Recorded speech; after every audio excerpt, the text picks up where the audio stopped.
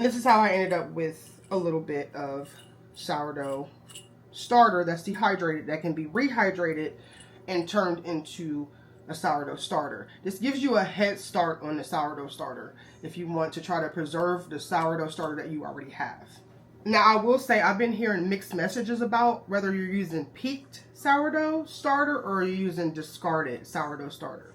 This is peaked, so I'm going to try using peaked for this demonstration. Now, the starter that I have in that jar was just discard, but it works fine because I plan on taking all of this when I go. And also I want to preserve my sourdough that I've started, that I've had for a couple years now. So basically, you're just going to spread it out the best that you can.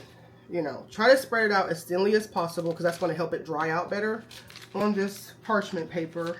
And then in order to protect it from getting stuff all over it, I'm just going to take another piece of parchment paper and just lay that over top.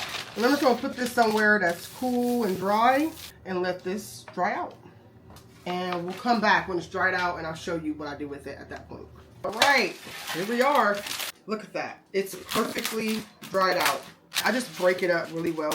Really, you know, try to break it up as small as possible. And honestly, it's kind of easy to do.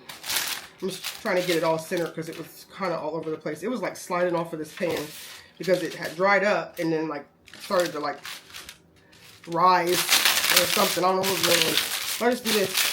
Do that, break it up really well. So you're more than welcome to also grind it up in like a coffee grinder or something like that. That's perfectly fine. So now since I have this, like I said before, this was discard. This is actually peaked starter. So when I take this with me, I want to make sure to take both, of course, and I'm also separating them, of course, because this is more fresh too.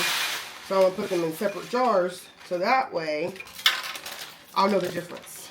As far as like rehydrating it, what I have done is just like put it in like your vessel, which would be your jar that you would normally use to do your sourdough starter. Then you want to put some of it into the jar and then put some water in it, of course, and then you're going to let it hydrate. You want to let it sit because you want to make sure that it's getting fully hydrated, maybe like an hour or so. Stir it up, make sure it's all dissolved and rehydrated. And then you can feed it. So you would put a little bit of flour in there, maybe like 1/3 of a cup of flour, and then your water. Feed it till you get to the same consistency that I've been talking about all this time, the thick pancake batter.